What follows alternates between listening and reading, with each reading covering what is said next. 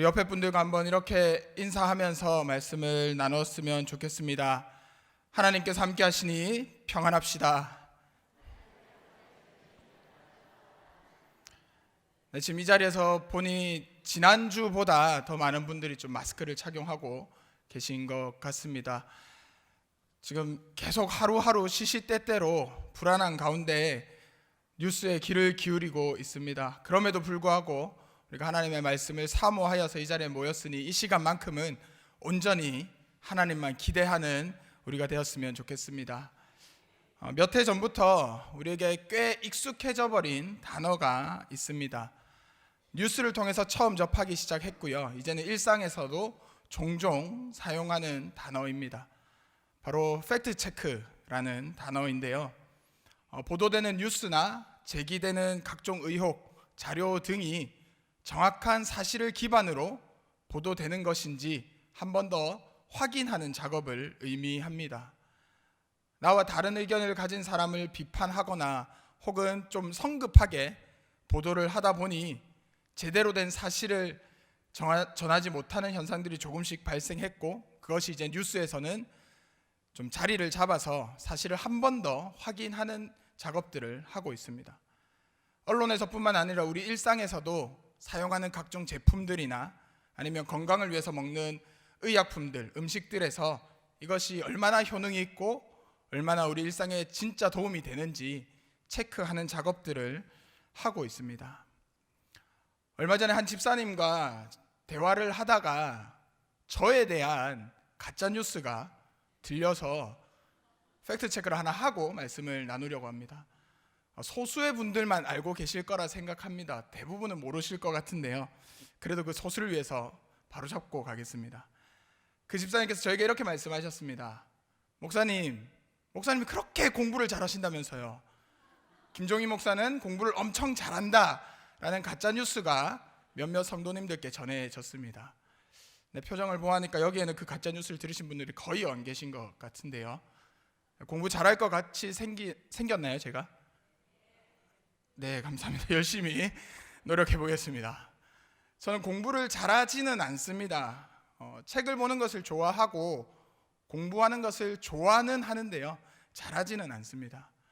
제가 공부하고 책 보는 것을 좋아하게 된 계기가 신학대학원에 입학을 위해서 성경 공부를 할 때 그것을 가르쳐 주신 목사님이 정말 재미있게 성경을 가르쳐 주셨습니다. 그러다 보니까 자연스럽게 흥미를 느꼈고 그분이 보시는 책을 따라 사서 보고 그러다 보니 좀 좋아하게 되었습니다. 산성교회 와서도 중등부 아이들을 가까운 경성대학교 가서 만나고, 제가 조금 일찍 가거나 아니면 만나고 돌아오기 전에 중고 서점에 들려서 책을 조금씩 사서 오는 모습들이 비치다 보니 그런 인식을 가지시게 된 것 같습니다. 제가 신대원 입학 공부를 하고 있을 때 정말 재밌게 했는데 정말 두려움을 주는 말씀이 하나 있었습니다. 바로 이 말씀인데요, 아모스 5장 말씀입니다. 제가 한번 읽어보겠습니다. 내가 너희 절기들을 미워하여 멸시하며 너희 성회들을 기뻐하지 아니하나니 너희가 내게 번제나 소제를 드릴지라도 내가 받지 아니할 것이요 너희의 살찐 희생의 화목제도 내가 돌아보지 아니하리라. 내 노래소리를 내 앞에 그칠지어다 내 비파소리도 내가 듣지 아니하리라. 하나님께서 이스라엘 백성들을 향해서 하신 말씀입니다. 너희들이 아무리 열심히 예배하고 아무리 화려한 음악으로 나를 찬양하고 아무리 살찐 송아지를 나에게 가져와서 제물로 바쳐도 나 그 예배 받지 않을 거다, 그 찬양 듣지 않을 거다라는 무서운 이야기였습니다.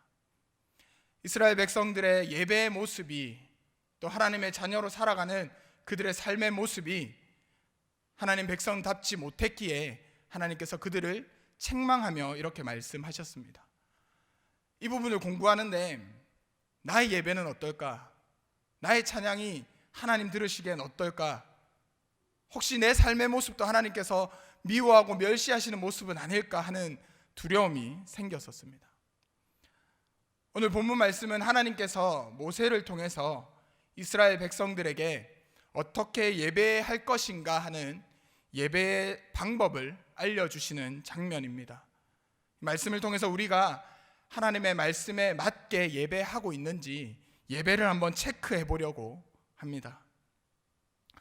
예배의 1차적인 목적이 무엇입니까? 예배의 1차적인 목적은 하나님께 영광을 돌리는 것입니다. 3절 하반절에 이렇게 기록되어 있습니다. 여호와 앞에 기쁘게 받으시도록 드리라. 9절에도 여호와께 향기로운 냄새니라 라고 하면서 예배가 하나님의 기쁨이 되어야 된다, 하나님 받으시기에 합당한 것이 되어야 한다라고 기록하고 있습니다. 그럼 어떤 예배가 하나님께 기쁨이 되고 하나님께 향기로운 냄새가 되는 것인지 우리 말씀을 통해서 한번 확인해 보려고 합니다. 오늘 읽을 말씀은 성경 속 여러 가지 제사의 모습 중에서 번제라는 제사의 방법을 설명하고 있습니다. 번제는 하나님께 예배하는 방법입니다. 목적이 아니라 방법입니다.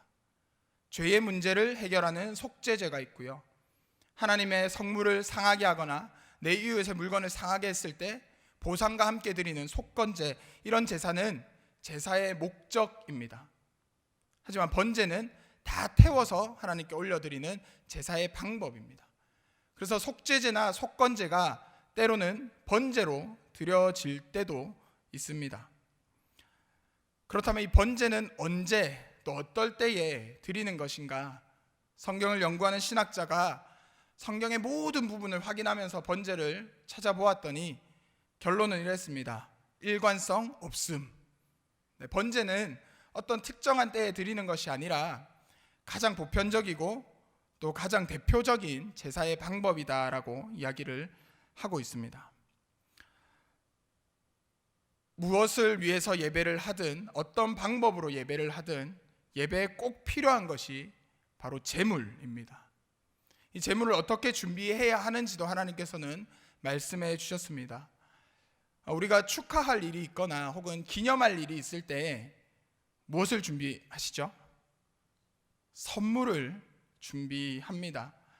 저도 저희 아버지께서 지난주에 30여 년의 교직 생활을 마치고 은퇴하셨습니다. 그래서 저도 작은 선물을 이렇게 준비해서 드렸는데요, 선물 준비하실 때 어디에 중점을 두고 준비하십니까?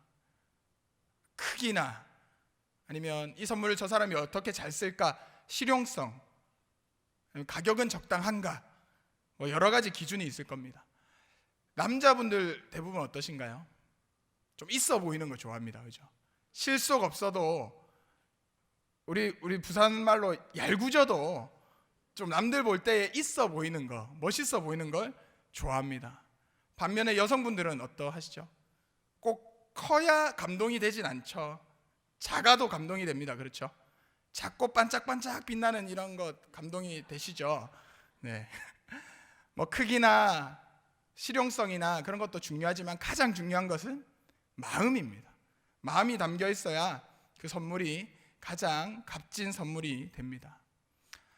하나님께는 선물이 필요하지는 않습니다. 하지만 하나님께 제사할 때는 꼭 제물이 있어야 합니다. 그 제물은 어떻게 준비해야 하냐면 레위기 1장 3절에서 이렇게 얘기합니다. 우리 함께 읽어보겠습니다. 그 예물이 소의 번제이면 흠없는 수컷으로 회막문에서 여호와 앞에 기쁘게 바르시도록 드릴지니라. 아멘. 흠없는 것으로 준비하라라고 말씀하고 있습니다. 번제는 소에 대해서 얘기하면서 수컷을 드리라라고 하지만 화목제 같은 제사의 경우에는 암컷도 상관없습니다. 어쨌든 가장 중요한 핵심은 흠없는 것입니다. 흠없는 제물이 어떤 의미일까요? 단순히 깨끗하고 좀 더 정성을 들여서 키운 정도가 아닙니다. 혹시 축사 사업을 해보셨거나 그런 분의 얘기 들어보신 적 있으신가요? 수많은 소와 수많은 돼지를 기르면서 축사 사업을 하십니다. 그분들께는 모든 소가 정말 귀중하지만 특별히 아끼는 소가 꼭 한 마리씩 있다라고 합니다. 혈통이 좋고 튼튼하고 번식력 좋은 그런 소를 특별 관리한다라고 합니다. 계속해서 짝짓기를 통해서 더 좋은 새끼들을 출산해야 되기 때문에 그런 소는 더 아낀다라고 이야기를 합니다. 지금의 축산 사업보다 이 시대 고대의 축사 사업은 더 생계에 직접적인 영향을 미쳤습니다. 그러니 이들은 가족처럼 한 마리를 아끼면서 키웠을 겁니다. 그 모습이 얼마나 아꼈는지 사무엘하 12장에 보면 다윗이 밧세바를 범했을 때 나단 선지자가 책망하는 비유에서 이렇게 기록하고 있습니다. 가난한 사람은 아무것도 없고 자기가 사서 기르는 작은 암양 새끼 한 마리뿐이라. 그 암양 새끼는 그와 그의 자식과 함께 자라며 그가 먹는 것을 먹으며 그의 잔으로 마시며 그의 품에 누움으로 그에게는 딸같이 되었거늘.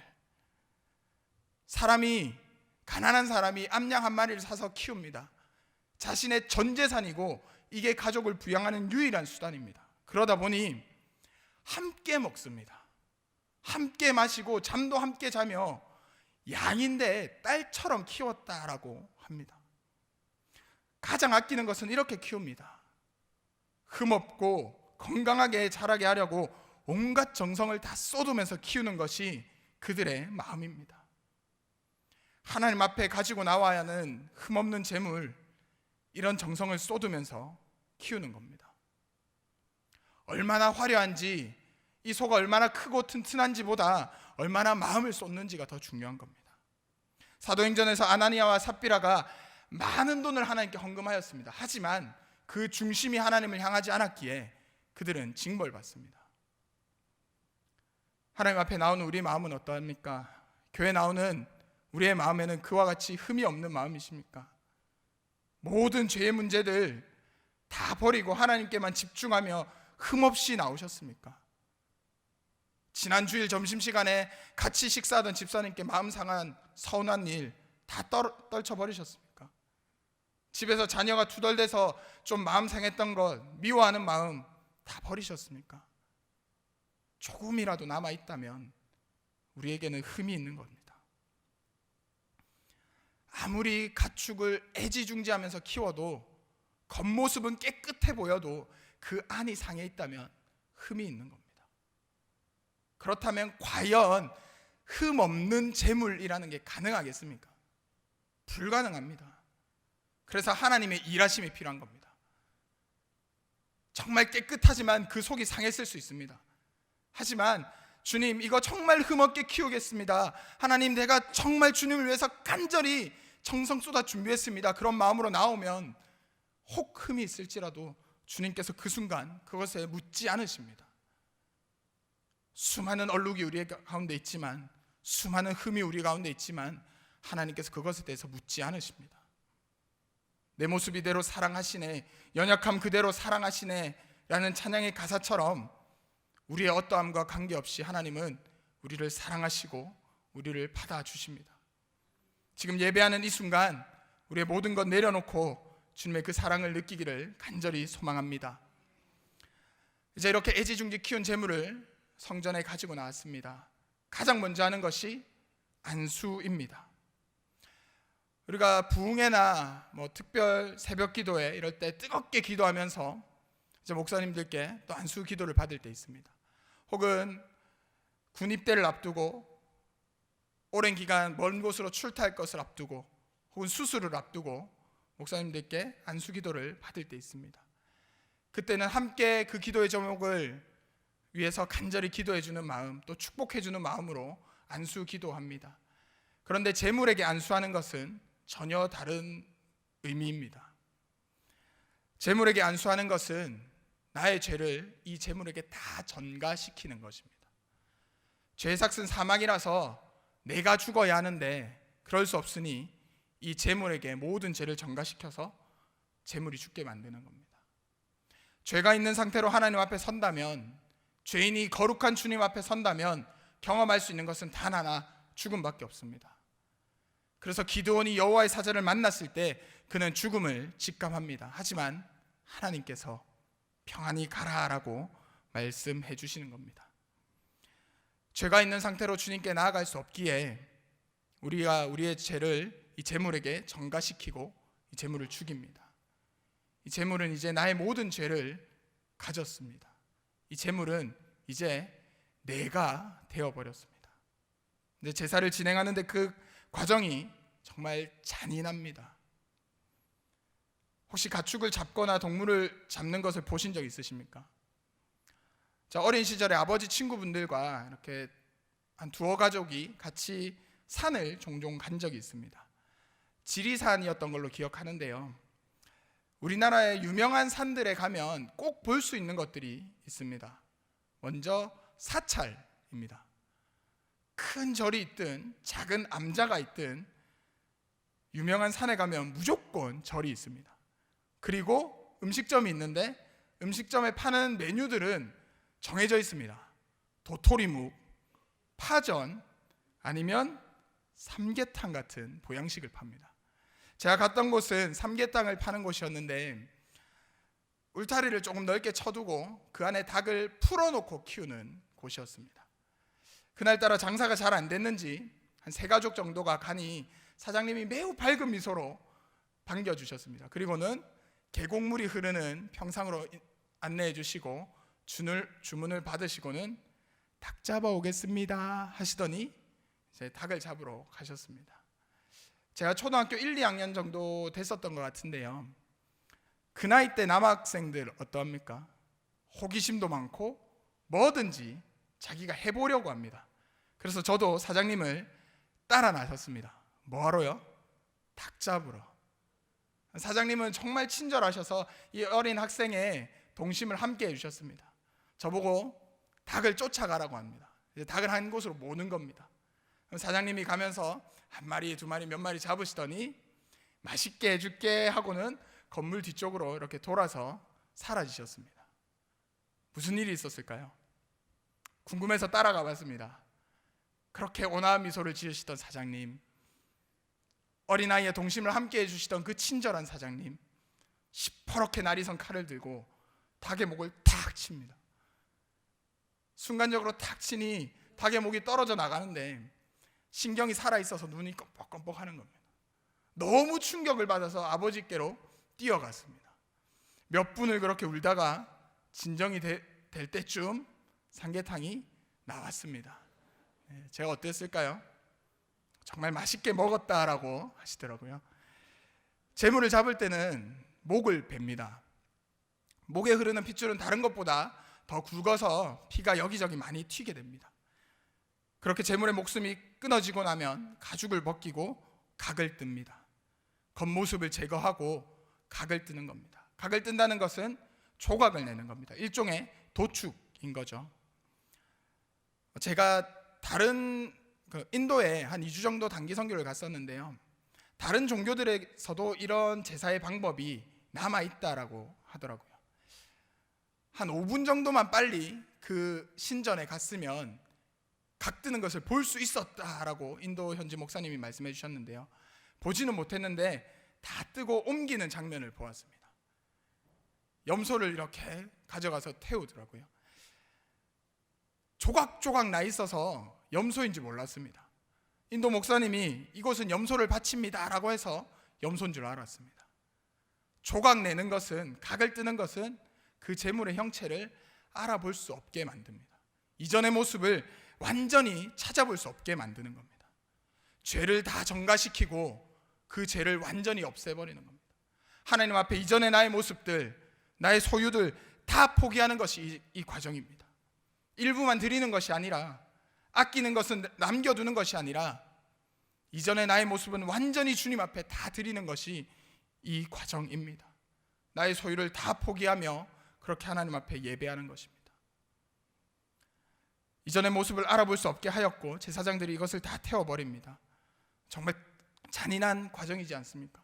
피가 튀고 고통스러운 가축은 이리저리 발버둥치며 내장이 흘러나옵니다. 살아보겠다고 소리를 지릅니다. 그런데 이 과정보다, 이 장면보다 그 의미를 한번 생각해 보셨습니까? 가축이 죽는 것이 아닙니다. 가장 먼저 한 것이 무엇이죠? 안수입니다. 나의 죄를 이 재물에게 옮겼습니다. 나의 죄를 가진 이 재물, 이제 내가 되었습니다. 재물을 잡는 과정, 내가 죽어가는 과정입니다. 그런데 이 재물을 죽이는 그 과정, 나를 죽이는 과정, 누가 하는지 아시나요?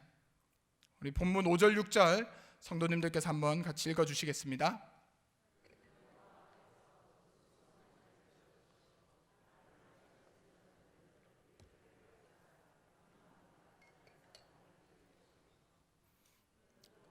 그 번제물에 가죽을 벗기고 각을 뜰 것이요 그는 여호와 앞에서 그 숫송아지를 잡을 것이요 그는 또 그 번제물에 가죽을 벗기고 각을 뜰 것이요. 제물을 잡는 것은 제물을 가져온 예배자가 하는 겁니다. 제사장이 하는 것이 아니라 예배자가 하는 겁니다. 제사장은 그 피를 뿌리고 불 피우고 각든 제물을 태우는 것만 할 뿐 제물의 목을 베고 가죽을 벗기고 각을 떠서 형체를 알아볼 수 없게 만드는 것은 예배자가 직접 하는 겁니다. 예배는 하나님과 성도 간의 1대1의 사건입니다. 목회자는, 설교자는 단지 그 예배를 조금 도와줄 뿐이지 하나님과 1대1로 만나는 것은 예배자 직접 해야 합니다. 이제 예배자는 흠 없는 제물에 안수하면서 죄 없는 제물이 죄가 있게 만들었습니다. 그 장면에서 하나님께서 선하게 창조하신 내가 죄 때문에 타락했던 모습을 떠올립니다. 이 자리에 오기 전에 내가 지었던 죄들을 떠올립니다. 여전히 해결하지 못한 죄의 문제들을 떠올립니다. 죄를 가진 나의 모습이 되어버린 그 재물, 이제 그의 목을 베어버립니다. 죄의 삭은 사망이라서 내가 죽어야 하는데 내가 죽을 수 없으니 내가 되어버린 이 재물을 죽이는 겁니다. 내가 나를 죽여버립니다.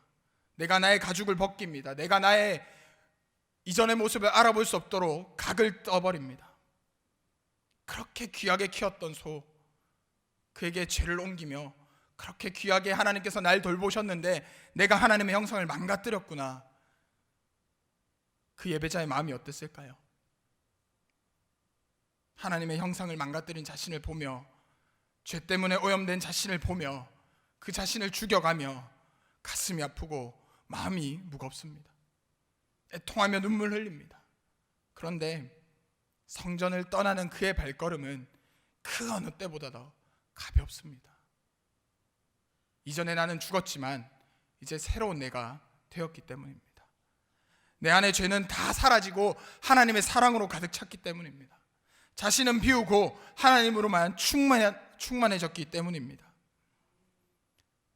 오늘 예배가 그런 예배가 되기를 간절히 소망합니다. 우리가 예배 후에 은혜 받았다라고 이야기를 합니다. 어떨 때 은혜 받았습니까? 어떨 때 은혜가 되시나요? 제가 군대를 갓 전역하고 복학하기 전에 미국 시애틀에 한 2달 정도 저희 모교의 친한 형이 있어서 지내다 온 적이 있습니다. 교회를 갔더니 한국 사람들이 많지는 않았습니다. 그런데 그들의 표정에서 저와 동일한 찝찝함을 느꼈습니다. 그곳의 예배는 주일에 딱 한 번 있습니다. 그리고 예배가 끝나면 모두가 망설이지 않고 집으로 돌아갑니다. 한국 사람에게는 정말 낯선 예배의 모습이었습니다. 그러고 나서 몇 년 후에 또 아일랜드의 코크라는 도시로 제가 6개월 정도 어학연수를 다녀왔습니다. 다행히 그곳에서는 좀 더 많은 신앙생활을 하는 한국 학생들을 만날 수 있었습니다. 여전히 똑같은 찝찝함이 있었습니다. 공허함이 있었습니다. 영어로 설교를 들어서 다 이해하지 못하는 것에서 오는 그런 찝찝함도 있었지만 뭔가 모를 허전함이 매주 있었습니다. 그날도 주일 예배가 마치고 대부분 돌아가고 공허함을 달래기 위해서 한국 유학생만 몇 명 모여 있었습니다. 그런데 한 형이 저쪽 구석으로 가더니 기타를 치며 찬양을 하기 시작했습니다. 저희는 이 자리에서 그대로 찬양을 했습니다. 그렇게 10분, 20분이 흐르다가 한 명, 두 명 그 형 옆으로 가서 자연스럽게 같이 찬양을 불렀습니다. 그 형이 갑자기 기도회를 인도했습니다. 한 5-6명 되는 한국 유학생들이 모두 함께 주여 하면서 1시간 넘게 기도회를 했습니다. 그리고 나니 마음 한켠에서 후련함, 시원함이 몰려왔습니다. 그래, 주일은 이래야지. 와, 진짜 은혜 되지 않냐? 우리 다음 주에도 이거 하자. 그런 말들을 하면서 헤어졌습니다. 뜨거운 기도, 뜨거운 찬양, 내 마음을 시원하게 하는 말씀, 예배 참 중요한 요소들입니다. 그런 것들을 통해서 하나님의 음성을 듣고 은혜 받을 수 있습니다. 그런데 그 이후에 삶이 조금도 달라지지 않았다면, 내 안에 죄가 여전히 가득 차다면 은혜 받은 것 아닙니다. 그것은 영적인 카타르시스를 잠깐 느낀 것일 수 있습니다. 은혜는 내가 죄인임을 다 드러내는 것에서부터 시작합니다. 하나님 앞에 철저하게 드러내는 것에서부터 시작하는 겁니다.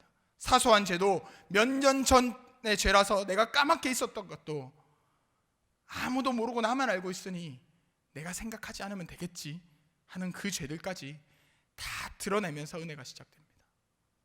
주님, 저에게 이런 죄들이 있습니다.